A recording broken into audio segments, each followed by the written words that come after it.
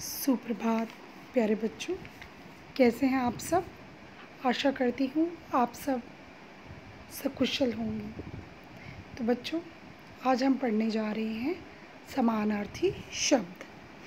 समानार्थी का अर्थ होता है समान अर्थ, यानी कि किसी शब्द के समान अर्थ वाले दूसरे शब्द या उसी के समान कोई दूसरा नाम, यानी कि ऐसे शब्द जो बोलने भी तो अलग अलग हैं लेकिन उनका अर्थ एक समान होता है। तो मैं एक उदाहरण देना चाहूँगी।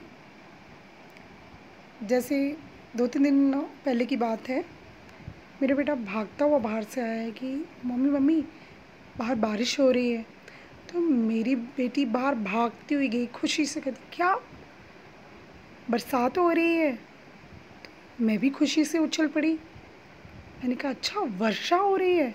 तो देखो, मैंने बोला वर्षा हो रही है, मेरे बच्चों ने बोला बारिश हो रही है, बरसात हो रही है। लेकिन बताना तो वो यही चाह रहे थे ना कि बाहर पानी गिर रहा है, बादल पानी बरसा रहे हैं। तो उसी को ही वर्षा बोलते हैं, बरसात बोलते हैं, है ना, और बारिश बोलते हैं। सबने अलग अलग नाम लिया लेकिन अर्थ तो एक ही निकला ना। बारिश, वर्षा, बरसात, नाम अलग अलग हैं लेकिन फिनोमेनन तो एक ही है ना। उसमें पानी ही गिरता है ना धरती पर बादलों से। तो इसी प्रकार और भी बहुत से उदाहरण हैं। जैसे हम घूमने जाना हो बाहर, हम कहते हैं चलो बगीचे में घूमने चलते हैं। तो हम में से कोई बोलता है अच्छा बाग में घूमने जाना है, कोई बोलेगा अच्छा वाटिका में घूमने जाना है। तो देखिए, नाम अलग अलग लिए लेकिन अर्थ क्या था भाई, पार्क में घूमने जाना, सिंपल। तो समानार्थी को हम पर्यायवाची शब्द भी कहते हैं और इंग्लिश में उसे सिनोनिम्स भी कहते हैं। ठीक है, शब्द एक ही है लेकिन ना यहाँ पे पर्वत, लेकिन उसके नाम देखिए कितने अलग अलग हैं। लेकिन जब हम नाम अलग अलग लेंगे अर्थ एक ही निकलेगा। आप समझ जाएंगे कि मैं पर्वत की ही बात कर रही हूँ लेकिन इसके नाम मैं अलग अलग लूँगी। अगर मैं पर्वत की बात करूँ तो इसे हम पहाड़, नग, शैल, गिरी, शिखर आदि नामों से जानते हैं। तो अगर मैं पहाड़ बोलूँ तब भी आप समझेंगे कि उसको पर्वत की ही बात हो रही है। अगर मैं वाक्य में इस्तेमाल भी करूँगी ना इनका, तो अर्थ एक जैसा ही निकलेगा कि सामने एक ऊंचा पर्वत है, सामने एक ऊंचा पहाड़ है ना। तो आप अलग अलग, आप नग भी कह सकते हैं कि हिमालय एक नग है ना। तो आप अलग अलग शब्द का इस्तेमाल करेंगे लेकिन अर्थ उसका पर्वत ही निकलेगा। तालाब, तालाब को और नामों से भी जाना जाता है, जैसे कि ताल, सरोवर, जलाशय, पुष्कर।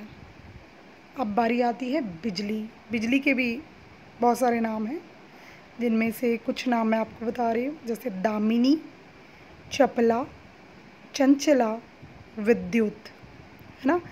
विद्युत आपने बड़ी बार सुना होगा, है ना। अब अगर मैं बोलूँ दामिनी, चपला, चंचला, ये आपने बहुत कम सुना हुआ है क्योंकि हम ज़्यादातर बिजली और विद्युत शब्द का इस्तेमाल करते हैं। लेकिन आपको समानार्थी शब्द जानना बहुत ज़रूरी है, इससे आपका शब्द ज्ञान बढ़ेगा। तो आप बड़ी क्लासेस में जाएंगे तो आपको हिंदी अच्छे से समझ आएगी। घटा, घटा को अगर हम और नाम देना चाहें तो मेघ भी कह सकते हैं, बादल, जलद, वारिद। ठीक है, मेघ बोलें, बादल बोले, जलद बोले, वारिद बोलें तो ये घटा, आपको एकदम पता चल जाएगा कि ये घटा के बारे में बात हो रही है। ऐसे ही पेड़, पेड़ को भी बड़े नामों से जाना जाता है, तरु, वृक्ष, पादप, विटप।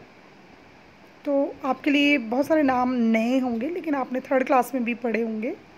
तो जैसे जैसे आप आगे बढ़ते जाते हैं तो आपको अपना ज्ञान भी बढ़ाना है, शब्द ज्ञान भी बढ़ाना है। इसलिए ज़्यादा से ज़्यादा शब्द अपने दिमाग में रखिए ताकि कुछ तो याद रहे। 5 शब्द याद करेंगे तो कम से कम 2 शब्द तो आपको याद रहेंगे ना अच्छे से। तो पेड़ को तरु, वृक्ष, पादप और विटप भी कहा जाता है। तो बच्चों, आप समझ गए ना कि समानार्थी का अर्थ होता है समान जमा अर्थ, यानी कि एक समान अर्थ वाला, अर्थात किसी शब्द के समान अर्थ वाले दूसरे शब्द या उसी के समान कोई दूसरा नाम। ठीक है, नाम अनेक हैं लेकिन उनका मतलब, उनका अर्थ एक ही निकल रहा है, सब समान अर्थ से युक्त हैं। तो मुझे आशा है कि आप अच्छे से समझ गए होंगे कि समानार्थी शब्द किसे कहते हैं।